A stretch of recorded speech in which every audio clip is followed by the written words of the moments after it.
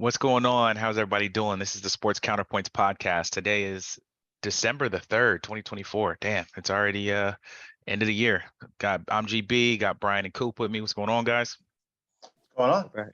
Another night, another Yeah, day. another episode. So it's kind of like we do every week at this time. We're talking college football and we're talking the NFL. We'll get to the NBA in a few weeks when college is done. Baseball and stuff will pop up periodically when stuff happens. Even some hockey, but for now it's pretty much all football all the time. So let's get to it, man. NC2A, run it down for us, guys. Man, let's just start with the big one, man, if you want to, Brian. Let's just start with Michigan and Ohio State, man. Tell me your thoughts about that game. Look, I came in a little bit late, and the game was, and Michigan had a little bit of a lead, but you could tell Ohio State had kind of some momentum going, and you were like, all right, let's see what happens here. But Ohio State, the entire game, were looking for reasons to lose this. Like, they should have blown the doors off of Michigan. One of the coaches was saying that the secret to Michigan beating Ohio State, even in situations like this, was basically goading them and telling them they're not tough. So instead of playing the game that they're good at, they played a game to try and show that they're tougher, which Michigan is just tougher, right? It's slowing it down, getting gutty, grummy, and all that kind of thing. And that kind of reminded me of what I saw in this game. I mean, it was a field goal contest, with one touchdown, one field goal. But anyways, Michigan is not the better team. I still stand by believing that Ohio State is, one of the top two teams in the country. But they got punched in the nose by a team that was hungrier, who took the game more serious and know how to play a dirty, grimy, not so wonderful, pretty game. Yeah, and if people didn't see it, the final score was 13-10 Michigan over Ohio State. Yeah. So I was 80% out on Ohio State quarterback Will Howard after the Oregon game, and I've always been out on Ryan Day as a coach because his teams are pretty much soft. Tough. They're just soft teams. I didn't even know about that comment until you just said it, but I've always thought Ryan Day's teams are just soft. But now I'm 100% out on both the quarterback and the coach. And the reason why is Michigan used the exact same game plan as last year to beat Ohio State. And Ohio State couldn't adjust to it. That's what the fascinating thing about this game was. They ran the ball and just played physical defense. That was it. Michigan's quarterback was 9 out of 16 for 2 interceptions, and their offense is not good, which is the reason why. 62 yards. How much? He only had 62 yards. 62 yards passing, right. 9 out of 16, 2 interceptions, 62 yards. Michigan's offense is not good. That's why they were 6-5 coming into this game, and yet Ohio State couldn't run and couldn't pass against them. Ohio State running backs ran 22 times for 67 yards, and the quarterback Will Howard threw 33 times for 175 yards for 1 touchdown and 2 interceptions. I mean, this was the year. I think they came in at 20. Ohio State came in as a 20-point favorite. This was the year to beat Michigan. $10 million for the coach. You got all the resources in the world at Ohio State, and you got $20 million into your roster because of NIL, because everybody wants the kids to get paid. And this is what you get against your rival. It was just, I mean, I understand why people are calling for Ryan Day's job. I still think they'll make the playoffs, and they might still win the national championship because there's not a great team in college football right now. But this was a bad loss. I definitely couldn't pick Ohio State to win the championship after, playing against Oregon, how they screwed up kind of the fourth quarter, and then losing against Michigan. You have to be Michigan this year, especially with the team they have now. So good win for Michigan. I don't know what the coach. What's the coach's name? Sharon or something? Sharon, something like that. I forgot his name, but good win for him. Yeah, good win. Happy for him. It is Sharon, by the way. Yeah, and he gets my game ball. That guy gets my game ball. I mean, he came in as a massive underdog against Ohio State. Ohio State's clearly the better team. I agree with Brian on that one.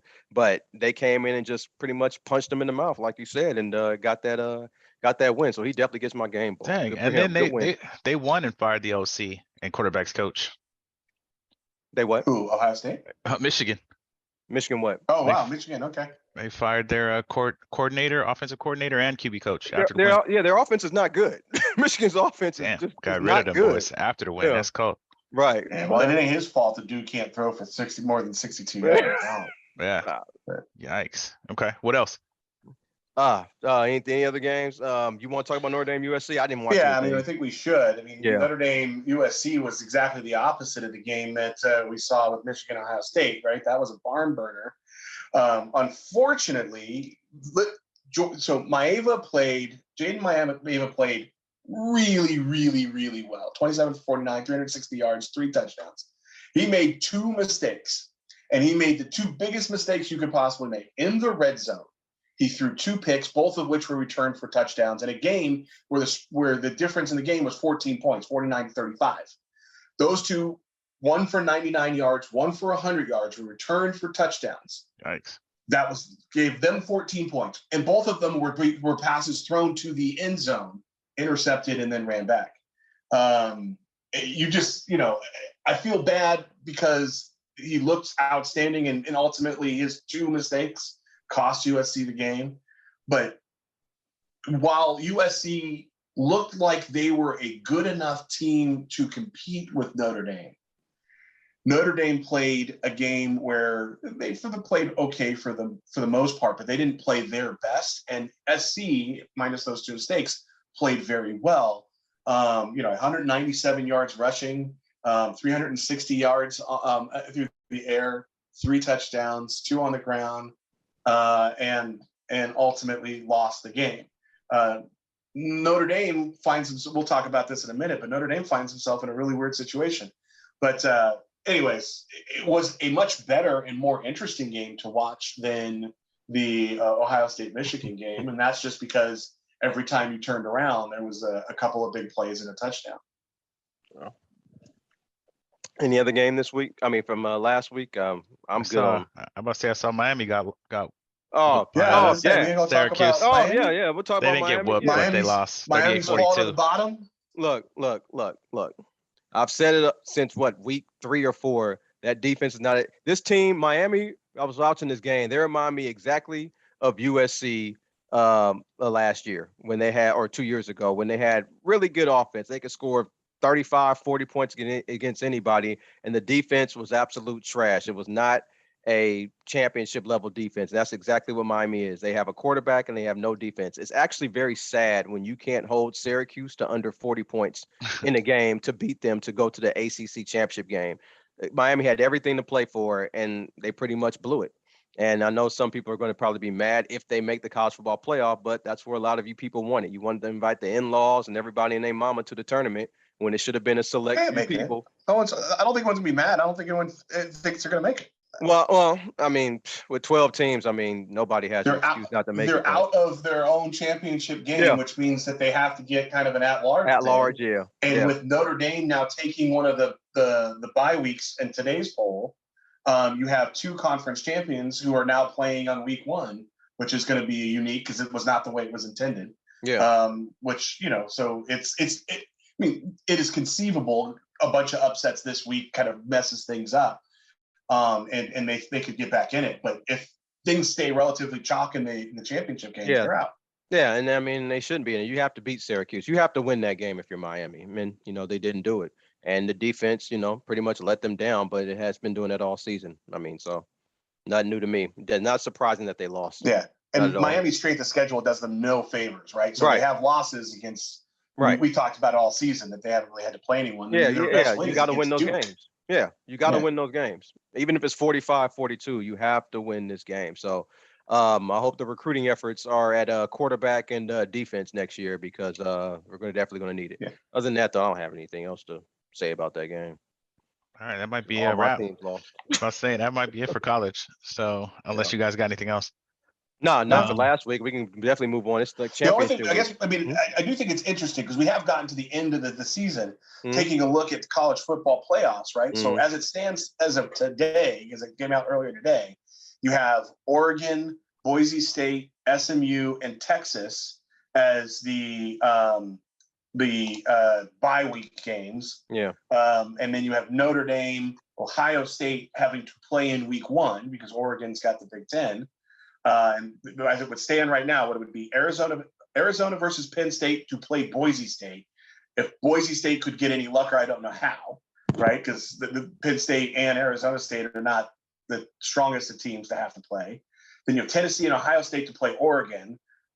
I think we would all agree Oregon can beat either of those teams. Mm-hmm. Alabama, Notre Dame. Well, let's go back. Let's go back. If Penn State plays Boise State, Penn State's winning that game. They're better than Boise. But yeah, we can go though. Go ahead. We'll see. I don't think Penn State's great. I don't think it's as guaranteed as you. I think it would be likely, but I think they got a standing chance. Okay. Alabama versus Notre Dame would be an amazing first round game to play SMU, which has now found themselves in the back position of having a bye week. I mean, they were a borderline playoff team, and now they find themselves right. So here's how Miami can get in. They lose to Clemson, they might get in. They have a 5.6% chance of getting in. Okay, so they might not get in. But I mean, you're saying there's a chance. Right, yeah. And Georgia, Indiana versus Georgia. I know you're not taking Indiana. I know you're not taking Indiana. You just can't. No. Okay, all right. Please. Now, Texas and Georgia, though, they play this week. But again, Georgia's proven that they can lose just about any football game. I mean, some teams prove they can win any football game. Some teams prove they can lose any football game. Well, Georgia has figured out how to beat Alabama consistently. Well, okay, that's a good segue. No, I didn't mean to cut you off. That's a good segue because Georgia and Texas play this week. So I'm assuming you got Texas. Okay, I'm gonna take Georgia. And the only reason I'm taking Georgia is because I just, Steve Sarkisian is just known to just lose games like this. I think they're better than Georgia. Disagree. And they should win. I totally agree with that. But I just think, this is a time where he finds a way to mess it up and they'll lose. So I'm gonna take Georgia in this game. Not surprised if Texas wins though. Pick. Like I'm not trying to argue, the one pick superior or the other. I just think that Texas is such a significantly better team than Georgia is right now. Yes. Talented, skilled, has shown that they can win important games. They only lost one, and that was the week that their starting quarterback came back and couldn't throw the ball quite yet. So, that's. And this is me on record saying I think their quarterback, Georgia's quarterback, Carson Beck, is massively overrated. He had a lot of hype coming into this year. It's kind of slowed down now, but most of their quarterbacks in Stafford. I'm looking forward to seeing good teams play each other because so often during the regular season, it happens occasionally, usually in the Big Ten or the SEC when that two ranked teams go. But it's going to be nice to see, 4 games of top 15 teams playing each other all at the same time. That's a great day of football. Okay, so even though it's not a top 15 team, UNLV and Boise State, I assume you're taking Boise. Absolutely. Where are they playing at? UNLV at it's a conference championship, so they're in playing. Vegas? No, they're playing in Boise. It's in Boise. This year's championship game is in GT's gonna pound these guys. Well, wait, it's not gonna be a high scoring game, but it is not going to be a big blowout of a game, but Boise State's gonna win. So it says Albertson Stadium, which is in Boise. So I'll take Boise. I'll take Boise too. Okay. Albertson Stadium. Nice. Yeah, right. Actually been there too on that blue turf. Okay. I know you're a Pac-12 guy, so you're probably going to take this, but it's Arizona State and Iowa State. Yeah, I'm taking Arizona State. Well, I'm taking Arizona State too because they're just better. It's only a 2-point spread. This is not this is another one of those games where it could very well be closer than people were expecting. I think Arizona State, I think, is just they've got quality wins. Yeah, I think this is more than a 7-point game. I think Arizona State wins by 7. I know some of these point spreads are close. I see, but I just think Arizona State's just 7 points better than Iowa State. So I'm with you on that one.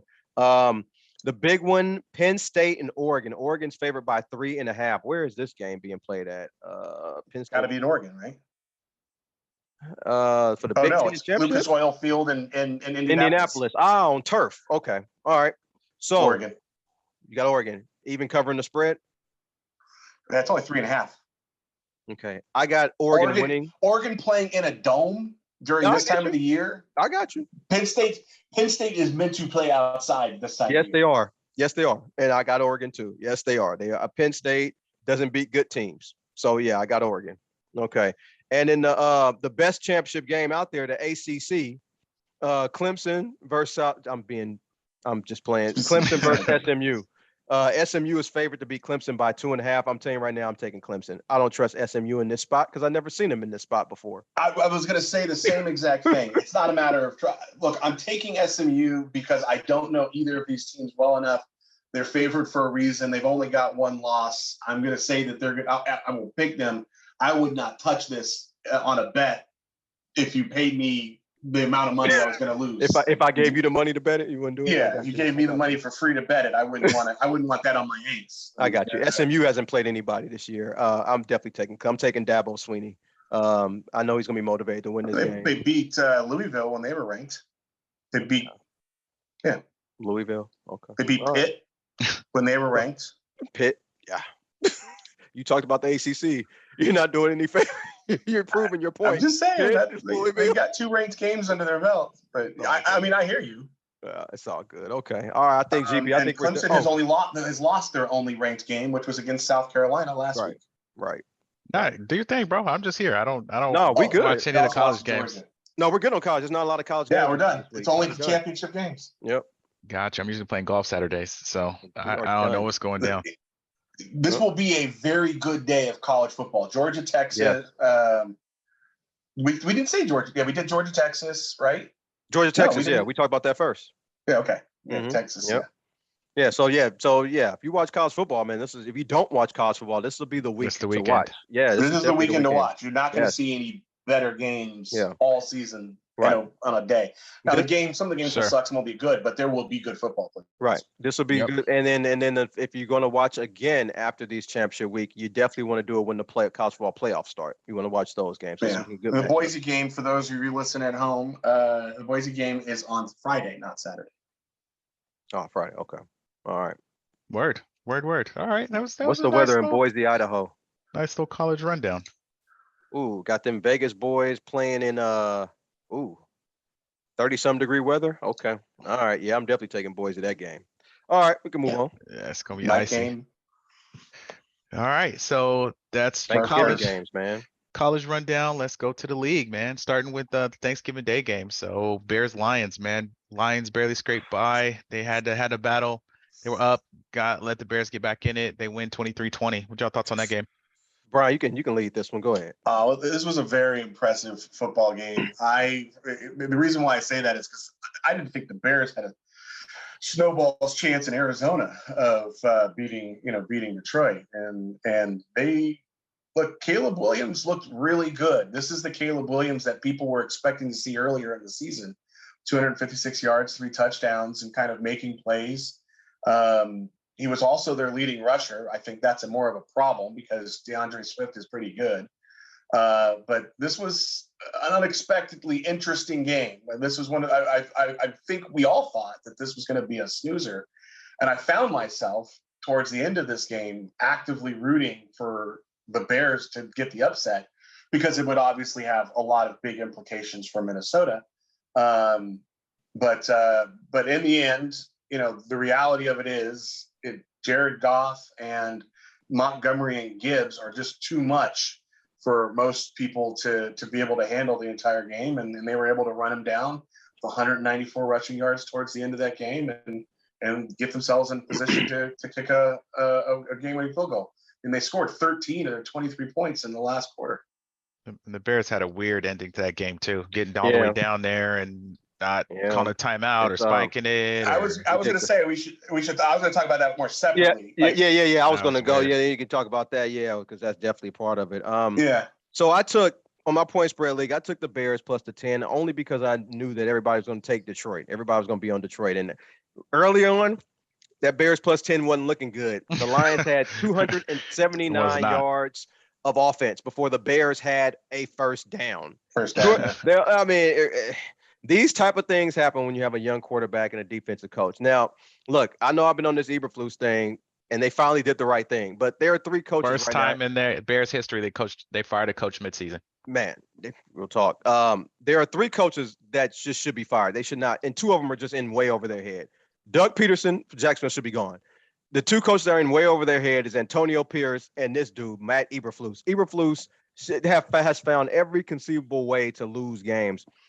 Block Hail Marys, block kicks, In this game, I do not blame Caleb Williams one bit because he's a rookie. He's Yeah, not an 8-year vet. I blame the coach who got flustered and should have called a timeout immediately, and he didn't. And it's like, it was a fireable offense. I mean, he should be. And this is what happens when you have a defensive guy elevated to a position that he shouldn't be in. He can't help the quarterback, and his team is not buttoned up. That type of clock management issue during that time of game just shouldn't happen. This is what you get when you get guys like that coaching, and it's a good thing he's gone. I don't know who they're going to get. But he gets somebody to help Caleb Williams during that time. You got to talk to him, and defensive coaches really can't do anything in those situations. So, the Bears could have won this game or at least tied it or whatever, and too bad for them because the Bears have talent. Oh, go ahead, Brian. I'm sorry. No, you're done. No, you're good. So Caleb Williams played really well the entire game, especially the first half of it. But in my opinion, this was entirely on him. He was the number one pick in the draft. He was a top quarterback and a Heisman-winning quarterback in college. And he didn't know that you have to look at the damn clock and you can't take 35 seconds with a running clock to throw a pass all the way downfield. Even if it got caught in the field of play, they couldn't have gotten down there and done anything about it. Yes, absolutely freaking not. This is not on him. Not to mention, the first question that was asked of him when he went into the media was that the play that was called? Oh, no, I saw something and I decided to call an audible. You did? Well, great. Did you not notice that the clock was running and that you can't do a cross the middle pass all the way at the end zone when you've got, 5 seconds left when the thing got snapped? Yeah. He wasted all of the time. This is not, football level, advanced level football. This is common sense armchair quarterback because everybody was watching at home was going, hey, knucklehead, hike the damn ball. Hey, knucklehead, don't throw it deep if you hike the ball because all you need is a field goal. So you don't need to throw a touchdown and risk that. All you need is 5 yards to get you. And there were plenty of people open. He blew it. He's a rookie. Basic football. That is. He played at USC. He had to go for touchdowns, and that mentality was in his system. He's a rookie. It doesn't matter. He's a rookie, but he's the coach to call the number one player in the draft. He's making hundreds of millions of dollars. He does not get excuses. You do not get excuses. You're the number one pick in the draft, the Heisman winner. I don't know. I can't put that on rookie, man. I'm sorry. I think Jace would do that in a Madden game. I just got to be real to Brian's point. I didn't think about it this way, but even as I'm watching this Madden documentary on Prime too. If you have Prime, it's pretty cool seeing like the development of John Madden football from where it started to where it's gone. But I think to that point, just from us playing Madden, I think that's why a lot of us are armchair quarterbacks to Brian's point. Well, I'm not saying that Brian is totally wrong, but from my view, it's on the coach, and the coach has been bad all year. I'm not saying that's a bad take, you know what I mean? But yeah, I see why he would feel that way. You call the timeout in spite of your quarterback, but I think what Brian's saying is true. Like we play Madden, man. I've never played football down in my life. 36 seconds left when the ball at the least. The second play got him there, and he didn't hike the ball. Until there were 6 seconds left. Yeah. And then he called an audible to a deep route when he needed 5 yards. There are so many mental errors that Caleb Williams made in that. And look, again, he played a really good football game for 3 quarters. And in here, he melted down. Eberflus needed to be fired. You're right. He was in over his head. But this was not that play was not on him. That is on Caleb. That's a good point. What about? And here's the thing. I feel like if Caleb shirks the responsibility for this, like when someone comes to talk to a couple weeks from now when things have calmed down or whatever, if he's shirking the responsibility for this, then he didn't learn the lesson from the mistake. And that's the thing you have to worry about. Because if you don't learn from it, you'll do it again. Well, a quarterback who paints his fingernails, I mean, you never know what you're going to get. Never know. I don't worry about that. Like, he just needs to read a book on time management. Anyways. Next game. Let's go quickly through these next couple. Giants, Cowboys. Okay. Let's do it. Oh, I don't have nothing to say about that game. It was terrible. Okay. And I mean, both coaches at the halftime speech, when they got interviewed, they both said they wanted to run the ball. You know why they said that? They didn't want their quarterbacks throwing. That's how bad they are. Game's nothing to talk about. Brian? Cool. Yeah. We picked this one. It was kind of obvious. Wasn't very interesting in any way, shape, or form. Unless you had fantasy players because you were trying to figure out, like, is Tyrone Tracy going to be the guy who had a big week and he did enough to keep you alive? I don't even know who that is. I don't know what that is. I don't know what that is. Isn't he Dick Tracy? Okay. All right. Dolphins, Tyrone Packers. Tracy's if you were a fantasy football player, he's literally a difference maker. Teams that have him are winning because no one drafted him, and you can pick him up, and he's playing well. Okay. I don't know All right. about Dolphins, Packers. What's your thought? I know we both had the Packers. What's your thoughts on this? They did what we thought they'd do. I mean, they played a strong game, 300 yards. Sorry, Love had, I think, 300 yards or something like that. But it was just what do you have? 274 and 2 touchdowns. This, I thought, was kind of perfunctory. I never really thought that this was going to be a close game at any point in time, and it wasn't. Yeah. They jumped out to a 14-point lead and never gave it up.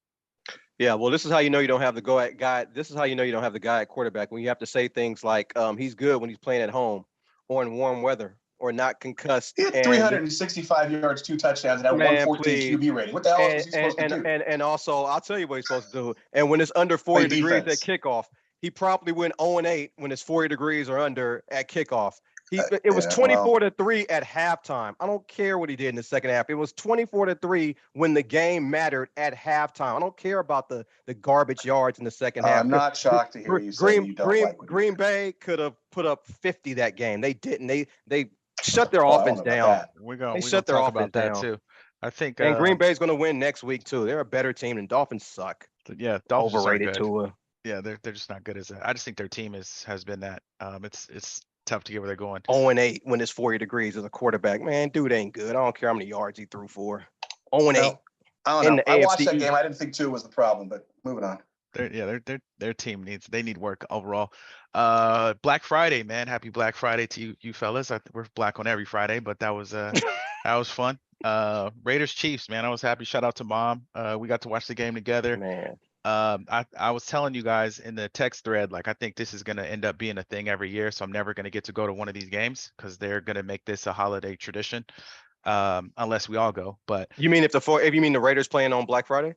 It's going to be Black Friday or Thanksgiving or something like. Why can't you go? It's on a Friday after game. You fly out to Las Vegas for the night if you wanted to go. If it's in Vegas, we'd see. I mean, it's still, holiday weekend expense, etc., and then the family, right? But because I wanted to go actually and see a game at Arrowhead anyway. I got a couple of friends that are Chiefs fans. My manager's a Chiefs fan too, so I talked about going out there. But it keeps going here. That's a Chiefs fan. Bandwagoners. Okay. Yeah. No, they've been down. The other person I know, shout out to my sister-in-law, who I'm salty every time I see her post something Chiefs, but I'll talk to her when I come see y'all next month. But that game, man, was actually fun to watch. I thought the Raiders actually played a good game. You were talking about AP being in over his head. He can get them teams up for these games. I think what's lost in the shuffle is being a new coach with the crazy amounts of injuries we had. You got to get your new staff. You got a lot of stuff to do. So for me, again, Dan Campbell is the prototype for this Raiders team and what we're doing. And it's almost the exact situation. I'm not saying it's going to turn out the same, but Dan Campbell won 3 games that first year. The team played good in some rivalry games and lost. They fired their offensive coordinator. Someone else steps up. A few years later, they're looking solid. I'm not saying it's exact, but got to figure out how where quarterback is, etc. I thought Aiden played great. Aiden was the better quarterback in this game. Honestly, his passes were on time. He moved against the defense at will in that last drive. Moved down the field pretty solidly most of the game. Chiefs defense didn't look like they had too much for us. Offense was sluggish. I think the biggest thing I kept saying to you guys, like, and my hate has been rising a lot for the quarterbacks in my division, but I think Patrick Mahomes is too good to whine so much.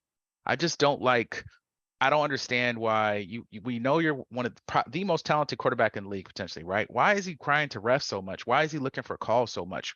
Play the game, bro. I've watched a lot of Brady. I watched a lot of Roethlisberger. I watched a lot of these cats coming up who I hated at those times too because they won. But I didn't see as much crying to refs. I also feel like they coast a lot. I'm not really a big fan of the coast. The spread was 13 points. Why'd they barely win? And then we get the most Raider, like my guy at work was saying, we lost in the most Raider fashion possible with a snap that hits the quarterback and drops, and one ref is running, calling a false start, and then they change it, and the clock was running, so it's something else. It's just, I think for me, I'm just tired of referees being so involved in these games that we play. It's just so many of those scenarios that you can think of. Not even Raider fans that you could just think of where some kind of weird referee thing happens and we lose. But you lose the game, it don't matter. The Chiefs won, and that was my take on it. And Brock Bowers is ill. Well, that's where I was going to say. My God. Like, great football game. You all should have won. That was a absolute bullshit. You cannot change a call from a pre-snap penalty and blow the play dead to an in-game penalty. You cannot do that. That is not okay. All the people who were saying games are fixed and anything, you just gave them all types of things, because the one thing you can't do is blow a play dead and then count the result of the play. Like, that's not okay. But Brock Bowers, man, he is that dude.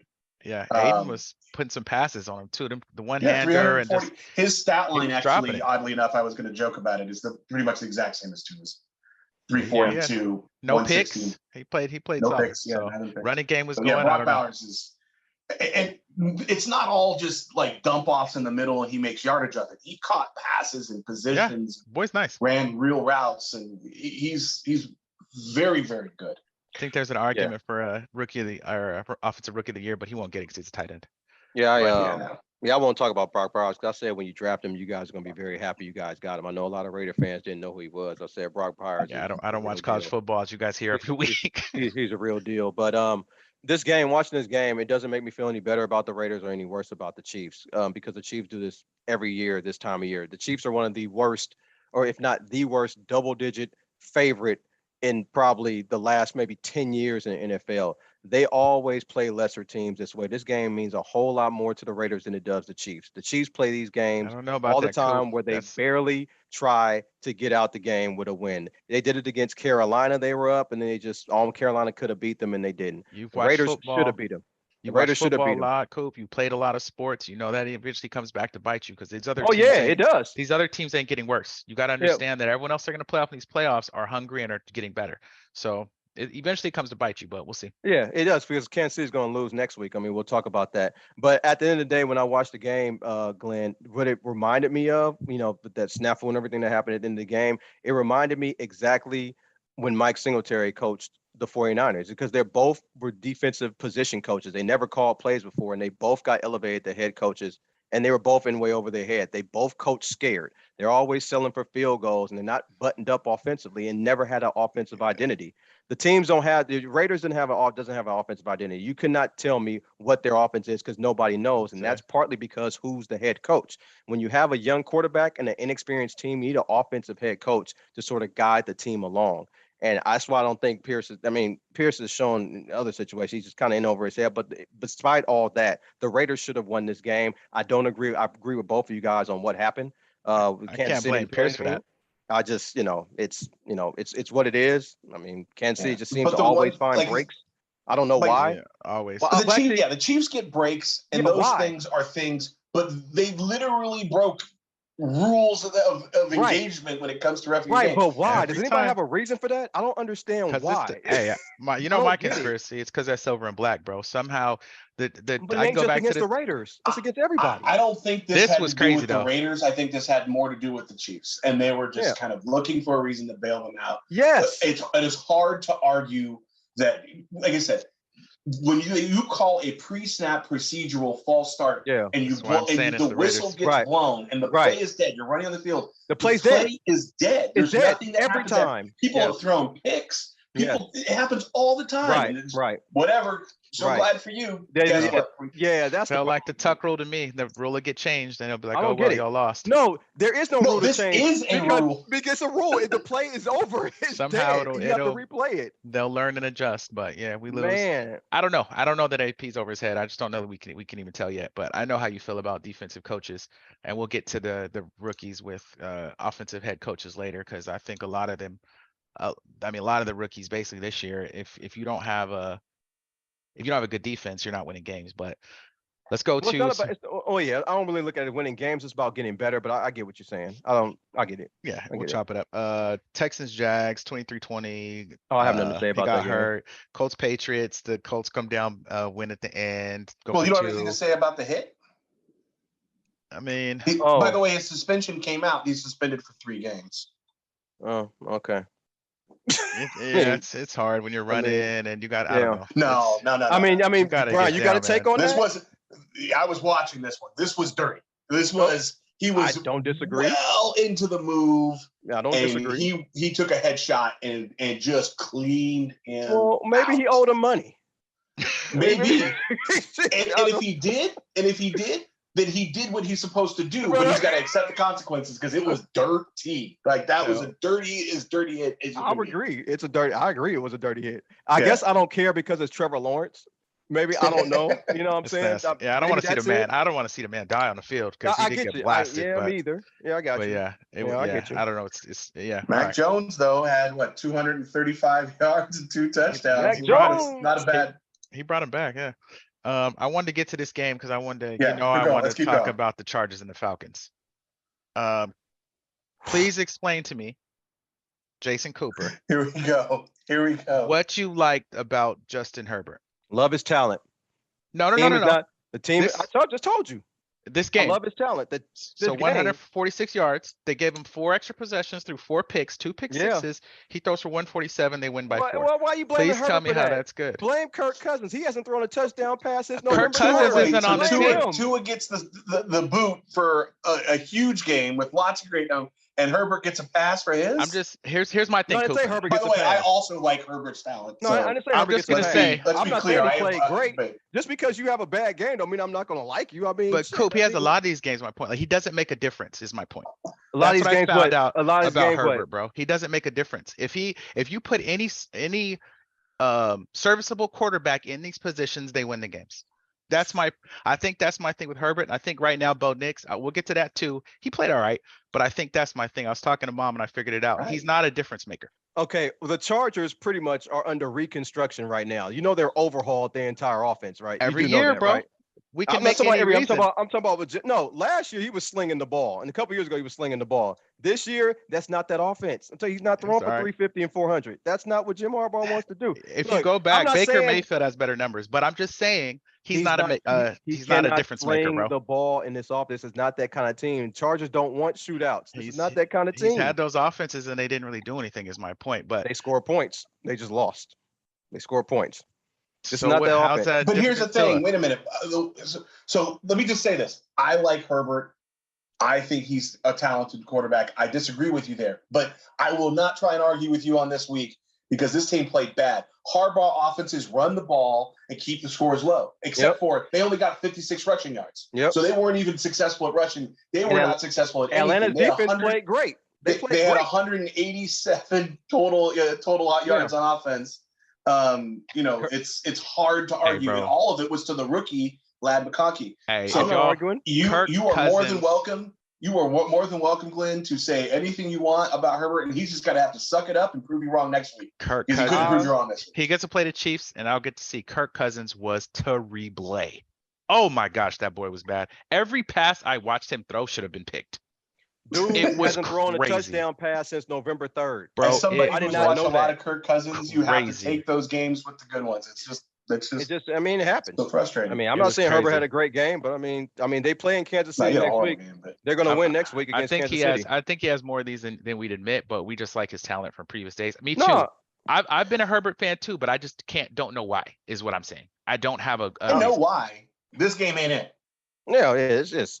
And we'll talk about it. Happen. It's 18 games in a season. I mean, these games happen. 17. Point me to the games that you're like, oh yeah, that's that guy. But next game, Seahawks come back and beat the Jets, man. Seahawks get another big win. Your division, man. I had the Seahawks in my point spread league, even though they were on the road -2. I just don't believe in the Jets. I don't even know why the Jets were even favored. Or they were favored, then they moved to Seattle. The Jets are just not a good team. No. And Seattle's just better. I mean, that's just all what it came down to. Anything good for Geno Smith, a good win for him on the road. I think the Jets, Brian, you sent that the Jets lost to Geno Smith and another quarterback that they drafted. Darnold. Darnold, yeah. 2 quarterbacks they drafted in the same year. Any thoughts, B? As I've been saying in the preseason and the regular season, Aaron Rodgers is really, really epically bad at this point in his career. Not epically. And if you want to talk about somebody who was getting a pass, epically. I mean, just somebody who was getting a pass based on history and expectation. It is Aaron Rodgers. And people have started to comment on it, but he was horrible. He got lucky to get out of this game with just the one pick. He didn't look like he had the reads. He didn't look like he threw some nice passes, but a lot of the time he threw passes that had no business getting anywhere. He didn't look like Behind. yeah. Yeah, he just wasn't on time. You know, He at looks the beginning 40. of the season, he would blame the wide receivers, Yeah. and people would let him go because he's Aaron Rodgers, and of course he knows the plays and the wide receivers don't. But I have to say, at this point in time, I think it's the wide receivers who know the plays, and Aaron Rodgers is not studying the book. Yeah, his pass. He is looks bad. awful. Aaron has always gotten a pass, Brian. It seems like the media is always scared to criticize him. Yeah, He ain't I played agree good. with you. I know you but haven't, and I haven't, but still, it's Yeah, but here's the thing: the Jets were expected to be AFC contenders, not They sure were. Super Bowl contenders. Correct. AFC contenders. Some had him. And I honestly can't remember a team. And I was watching, I think it was ESPN or something like that, and they were talking about the only team they other can remember was the Philadelphia Eagles. Team, I was going to say that, yeah. Where it was like 2011. It was they called it the Dream Team. They went 8-8. 4-12. 4-12. No, they went 8-8. Oh, I thought they were 4-12. All right, go ahead. That was But the Jets are 3-9 right now, and they had similar expectations to what people were talking about. The Eagles, maybe a little bit less. They can't do a damn thing right. And then now all the talk is that they're going to work a Rodgers and Adams trade to go to the Giants, and with Belichick as the coach, with Tyrone Tracy, and that's going to be their three-headed monster. Again, the Giants can't play worth bad enough for me, so it's all good. You're right, Brian. They were 8-8. I will welcome that result. But anyways, Rodgers is horrible. Yeah. They were 8-8. So when Andy Reid got fired, he was 4-12. Yeah, you're right. Real quick, because Rookie of the Year conversations, Jaden Daniels has another pretty big game. They beat the Titans. They beat a team they should beat, and they beat them handily. This is what I like to see, is what I'm saying. Like if you play a team you're supposed to beat. Well, I don't know if you're supposed to beat Atlanta and you're on the road as the Chargers, to be perfectly honest with you, but okay. Atlanta did start that game. This is more of the Jaden Daniels we were expecting. I was expecting to see, because I think he was the best one. He played well. The person who played exceptional, though, is Brian Robinson, who was hurt last week. And, you know, this is Washington Commanders are a good but not great team. And they did what they're supposed to do, which is beat up on the Tennessee Titans. Yeah, Glenn, Tennessee is not good. That's a bad team. No, I know, but they did. To me, they did. Not Atlanta. But they did what they're supposed to do, and they beat them. Here's what I'm going to say. Bo Nix got above Jaden Daniels over the last couple of weeks. I don't think Jaden Daniels got it back with this one win against Tennessee. Okay, but he's got to win. He's got to win against a team that he's not. Despite all that, despite all that, Jaden Daniels, whether Bo Nix wins the Rookie of the Year or Jaden Daniels, I think we all in agreement that Jaden Daniels is a better prospect at quarterback. Do we all agree on that? He's the best of the ones out this year. It doesn't matter who wins Rookie of the Year. He's better than Bo Nix. Yeah. But if Jaden Daniels wins that Eagles game, then he might flip-flop it and get back into the. He would deserve it. He would deserve it then. Yeah. That's a huge NFC game. Absolutely. Steelers Bengals, man. High scoring, good game, but the Bengals. The Bengals remind me of the Miami Hurricanes, man. They just can't stop. So look here, Pittsburgh is not an offensive juggernaut. They're not, but they made Pittsburgh look like the greatest show on turf, like the Rams, man. They 414 yards. They were. I mean, I know Baltimore scoring 40 on Cincinnati. You got Lamar, you got Derrick Henry. I get that, but Pittsburgh's roster on offense, and you still give up 40 to them. Cincinnati is done. You can put a fork in them, man. Well, they're 4-8. They're done. The season's over. Yeah, they're done. Hey man, Mike Tomlin is but that they're guy. Not like their offense is there. Burrow is there. Yeah. They just need to take everybody who on the defensive side, and whether they're good or not, and just say, we can't have your losing as part of our aura next year. Like, I don't care if I don't care if they've got good players on defense. They've got to let it. They must not have good players. They gave up 40 to Pittsburgh. I mean, if you can't hold Pittsburgh to under 40, I mean, that's a problem. It's a problem. The Bengals D has been tough this year. Like, they've had a tough go. I mean, let's slide to Cardinals Vikings, man. Give us the rundown on that. I was watching it thinking that we were talking, me and Brian were talking about that before we started the podcast. I was calling the Vikings the cardiac kids because they just Darnold played well in the fourth and Minnesota ended up winning the game. So Brian, what would you think about it? It is so hard to watch these games. And I sat down to watch the game, and I told anybody who asked me that I think we're going to find a way to win, in a way that makes it look like we shouldn't have. That's all I was saying. And so this result is kind of like exactly in line with the kind of win, although it didn't make it any easier at any point in time. And I was 100% convinced that we were going to lose for most of the second half.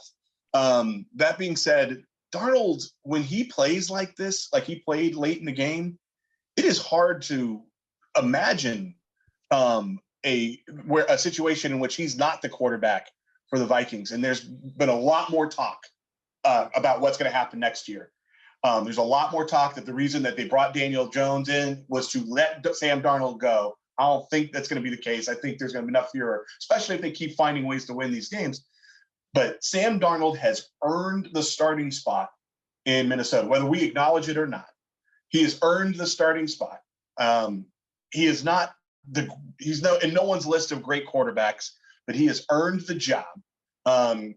McCarthy should not be taking it. JJ shouldn't be taking it. Daniel Jones damn sure shouldn't be taking it. But this team, I don't know. They've got to figure it out. They give up too many turnovers early in games and put themselves behind. I don't know what's going on with Aaron Jones, who used to be very sure-handed, and now he's got three or four. Maybe he's wearing fumbles. down. You think he's wearing down because it's late in the season? No. So he was amazing in that drive.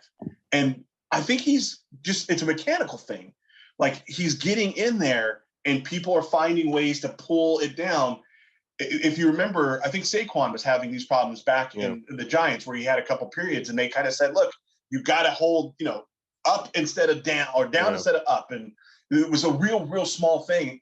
I'm sure that's something the coach is going through film and trying to figure it out, but it's been a lot of late.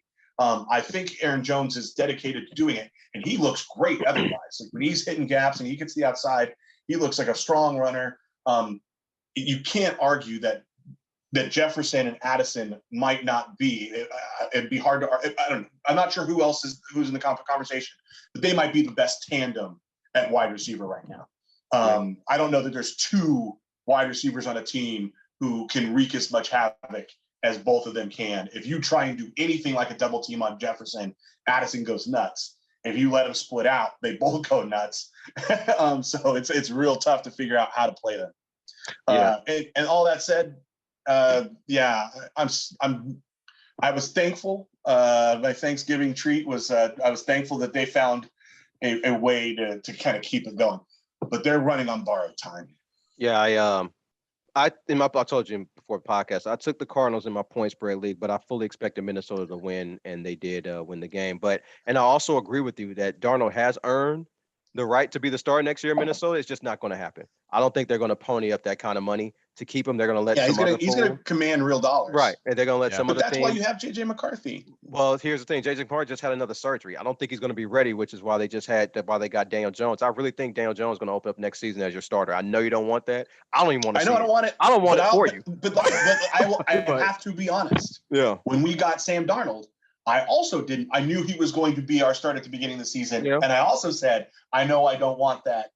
The one thing that Kevin O'Connell is known for is taking retread quarterbacks he can and making them pretty well, right? And making them perform well. He can make them serviceable, I don't want to see it. I'm on record. If Daniel Jones does as well as Sam Darnold does this year, just like I didn't expect Sam Darnold to do all this, I'll support, but I'm not trying to hope for that result. If he turns him to a quarterback, O'Connell deserves a huge extension. Seriously. That's a project for real. But you can't win with the retread.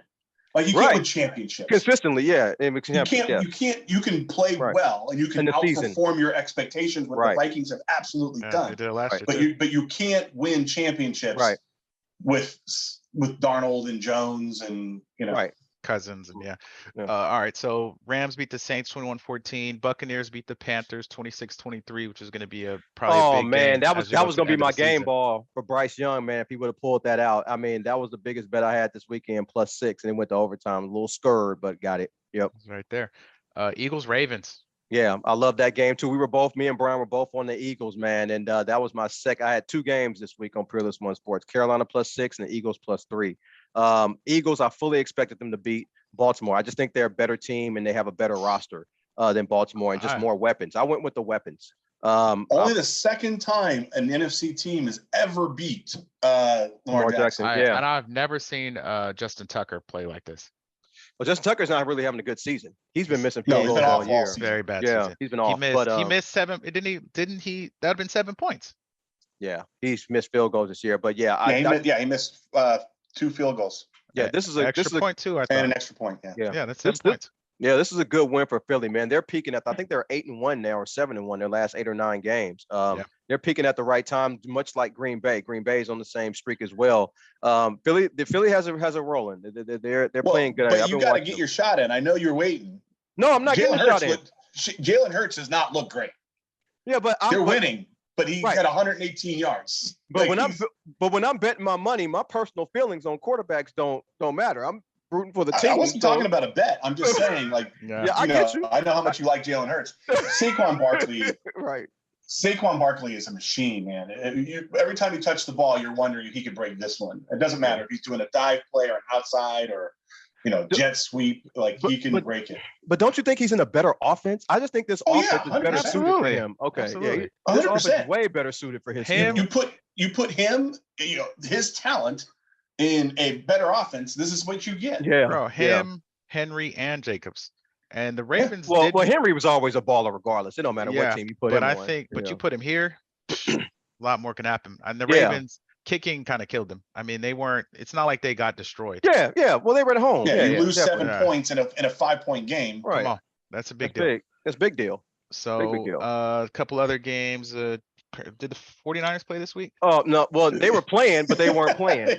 Okay, look barely, here, man. If you want to call what they did play. Right. Look here, man. Green Bay officially ended the 49er season last week. And look, I predicted when we were going through the schedules. Injuries did that. Well, I predicted when we were going through the schedules for the season start, they were going to lose at Green Bay. I said that on this podcast. I didn't care who was injured or not. They were going to lose that game. But despite last week and people watching that game last week, they were intrigued to watch the 49ers against Buffalo. And I really don't know why or what people were or what they were expecting. I mean, I was talking to people like, I can't wait to play Buffalo. I'm like, why? We're going to lose by a lot. I don't care what the spread was 7. It should be 14 or 20. And I think they lost by 20 or something like that, 30-10 or something like that. Yeah. So, I mean, if you watch Jake Paul versus Mike Tyson, then this is what you would have saw in Buffalo and San Francisco. San Francisco was Mike Tyson, the old struggling fighter trying to get up a good one. I don't know who was cheating, but Netflix just got sued for $50 million for that farce. Yeah. And then Jake Paul was the Buffalo Bills, man. Buffalo did whatever they wanted. Christian McCaffrey got hurt again, season probably done. What really hurt me though was Jordan Mason. I wish Jordan Mason had been playing the last few games when Christian McCaffrey got back, or at least got more run. He has a high ankle sprain. His season's over. Trent Williams, his newborn just died, he's Prayers not. Up. That's horrible news. Yeah, he's not healthy. Know that. He's not healthy. Ayuk give him money. Football. Ayuk, he got his little contract, got his knee ripped up. Debo can't run routes. So we got a guy who got shot who had to come back 5 weeks later to try to help us. I mean, the team, Fred Warner's playing on fractured ankles. I mean, the season is just over. I don't know what any 49er fan or football fan is looking to see from the 49ers because the comeback is just not happening. It's done. They don't need to win no more games. We all know. B? No, I'm good with what he said. Brown. But I will say this. The Buffalo Bills are getting this. This was their kind of game, Snow Bowl. Yeah.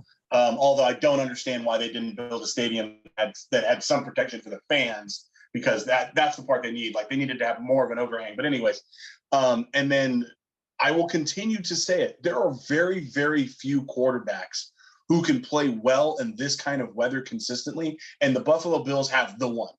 Like, I don't know that there's anybody else I would trust to play quarterback in these things other than Josh Allen. Oh, in this particular the weather, you've got weather and wind. Right. He's got a seems like a game changer. Arm.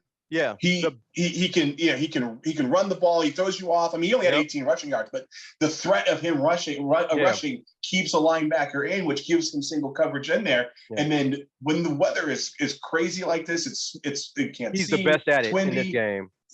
Right now in football, there's nobody you would pick to play in that weather consistently. Yeah. And so if they get to a position where they get a home game against Miami, in the playoffs. They get a home game in the playoffs.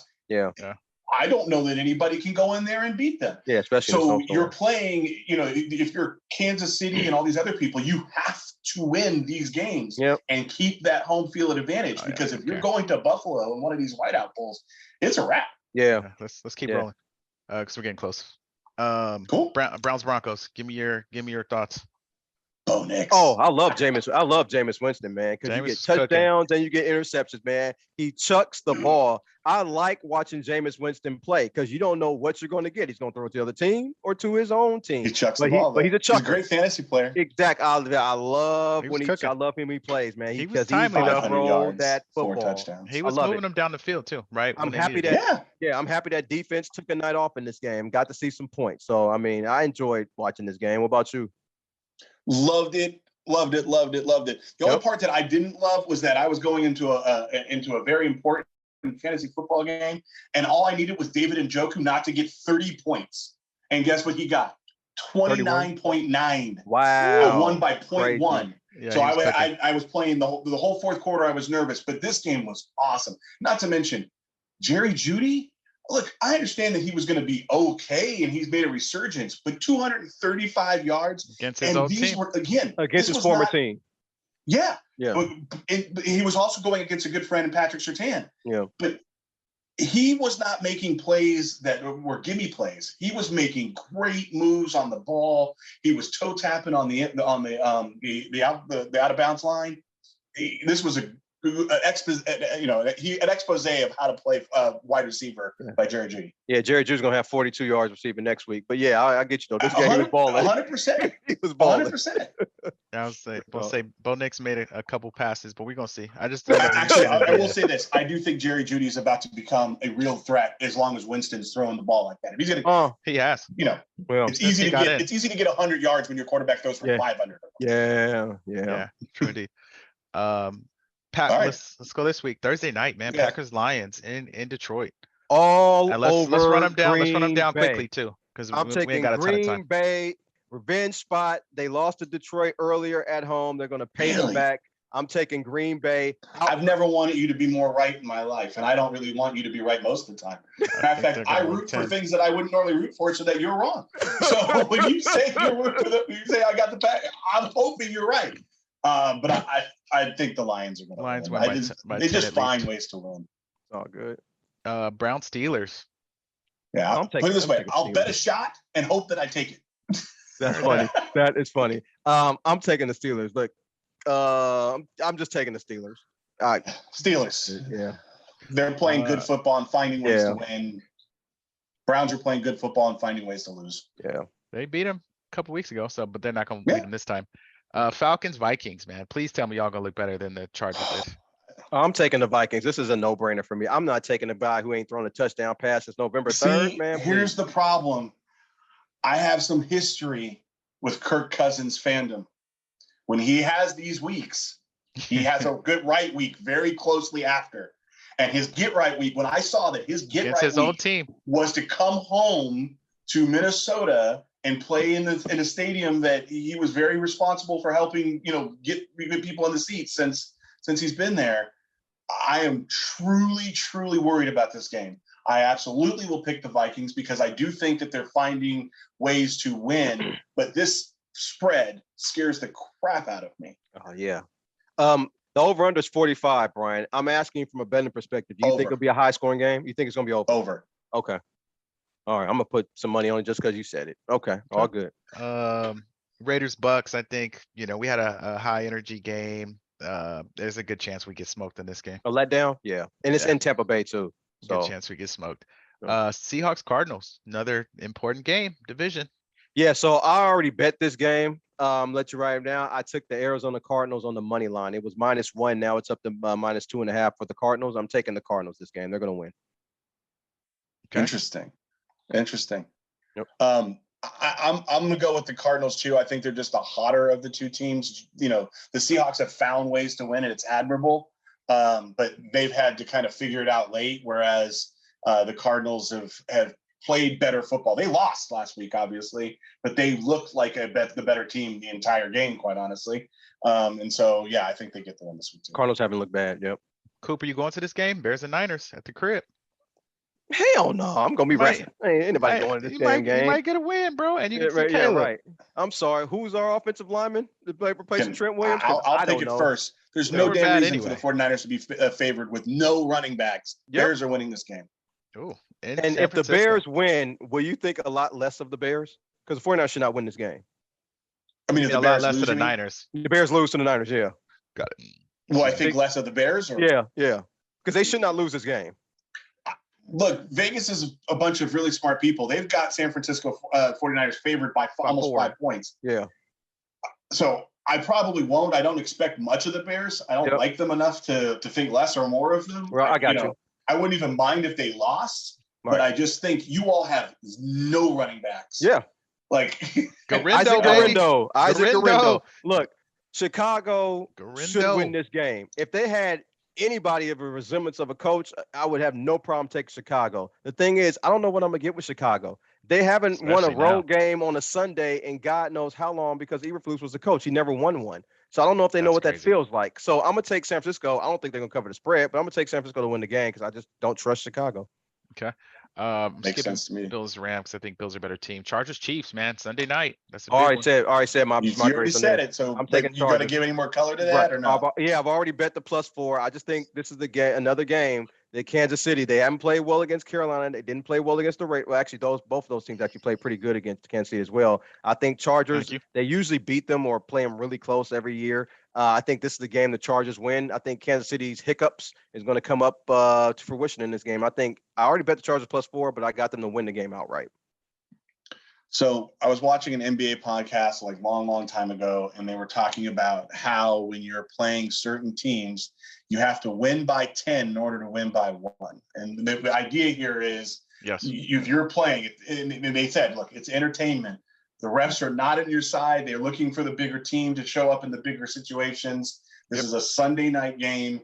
I guarantee you, whoever's reffing this game is going to understand that this is big marketing dollars.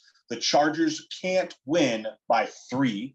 They can't win. They had to win by 7+ points or have a 7+ point lead in the fourth quarter, beginning of it, not barely at the end of the game, and find ways to build on it to win by 3, right? Yeah. And so all I'm saying, I'm taking the Chiefs, not because they're the better team, not because I even think they should win, but it is really, really hard to go into that game on a Sunday night and build up the leads you need in order to survive the refereeing that happens in the fourth quarter for the Chiefs. Yeah, it's sad that that's the case. Fair point.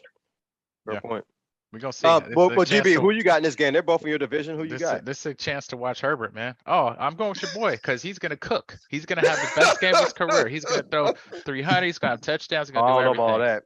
I don't know if he'll go for 300. I know because we're gonna have an excuse for him. And if the Chiefs lose this game, the Chiefs are gonna have to end up going to Buffalo, and again, that's how I think they don't make the Super Bowl. Fun. Bengals Cowboys. This is going to be actually Chargers and Kansas City is going to be a low scoring game. It's can I tell you how happy that this game exists? And here's the reason why I'm happy this game exists. The Bengals deserve to win a game on prime time. They have been through so many games where their hearts have been broken. That's right. I will tell you right now, if I have a pick, there is no way the Bengals are losing to the Cowboys. Sorry, no. The Bengals are 5-1 against the spread on the road. They're 5.5 point favorites at Dallas. I do not believe in Dallas offense. I don't think, Brian, you do either. I'm taking the Bengals in this game and to win by double digits. And I'm happy for them. I'm preemptively happy for them to have a very good game, which I think they will have, and to beat the team that they should absolutely beat because they have gone through it this season. And the Cowboys, for those gambling perspective, they've only covered 1 spread at home. They're 1-5. So, yeah, I'm definitely taking the Bengals. Let them out. Word. Well done, Your fellas. boy Bo Nix doesn't play this week. So I know you're bummed. Well, he can't throw 2 picks and be saved by his defense. Now he played all right. He threw some passes. What about game ball? Coop, I gave it to the Michigan coach. I wasn't giving it to Bryce Young if they would have beat Tampa Bay, but I gave it to the Michigan coach, man. I think he deserves a good win for him. B. I'm going to give it to Brian Robinson, who was playing kind of banged up and they weren't certain was going to be able to play. And the expectations were down, and he just had a big showing, got over 100 yards, was running the ball strong. You would never know that he was questionable all the way up to the morning of the game. Mine is to the Oakland, Los Angeles, Las Vegas Raiders. They actually showed up and played a game, and we appreciated it. So Yeah. word to the squad. Hogwash. Tell me what's a bunch of hogwash right now in the game in the world of sports or I'm gonna make otherwise. this real damn quick. That play, the NFL for not acknowledging it in an open fashion and saying, "Hey, they made a mistake. They just cost themselves the ability to ref a playoff game," because that's how you penalize refs in this game is you take away their playoff games. But not saying anything, letting this storyline continue to build like there wasn't a very, very massive mistake is problematic. It's a bunch of hogwash. They need to do something about it. It is an embarrassment to a multi-billion-dollar product in there. The WWE would have come over and said we made a procedural error. Yeah. And we know the realities of that. So that's my hogwash. Yeah, What he I'm said. I'm on the same hogwash as Brian, but the NFL needs to take, I think, refereeing a little more seriously. I don't think they Full-time do. refs. Yeah, they need to do something because the calls and stuff like that. That's just what happened against the Raiders. Just should never happen in a football game. Never happened. Period. I don't care if it's high school, college, NFL, All the whatever. time. So yeah, I'm on that one. Definitely. What they said. Hogwash squared, cubed. Cube. There you go. Minute to win it. Thanks everybody for listening. And if you're at all a video gamer or into the game of Madden, the Madden documentary on Amazon Prime is pretty good. Okay. Yeah, I'm with Brian. I'm with Glenn and Brian, I'm with both of you guys. But yeah, thank everybody for listening. And Glenn and Brian mentioned wrestling. That WWE documentary on Vince McMahon on Netflix was actually pretty good. I watched all 6 episodes. I've heard it's good. It was really good. Yeah. So They was wild, so I figured it would be pretty good. yeah, it was something. B, close it. All right. Well, I hate to be the Gloomsday guy here, but I don't really care what your political affiliations are because even Republicans and conservatives know that Kash Patel is the most dangerous person who could ever be put into office. And that includes our future president and previous president, Trump. Kash Patel is a horrible human being and should never be in charge of anything that has the word intelligence in it or investigation or anything else. And if he gets made the head of the FBI, every single person watching this and everybody else, just know he's tapping you because that's who he is. By the way, you should look up his children's book because if you don't understand who he has written a children's book about how the Russians are out to get President Trump and tried to legitimately sell this to children. And now this man is about to be the head of the FBI. I don't pray, but I am hoping beyond all hope that we find a way to not let that man get put in as the head of the FBI. It is the most dangerous appointment ever in the history of time. Please look up Kash Patel. Please understand how important that is. And please lobby the wonderful conservative people who I've never reached out to before to not confirm this man. Anyways, that's all. There it is. There it is. Sports Counterpoints podcast, December the 3rd, 2024. We'll catch y'all next week. Peace.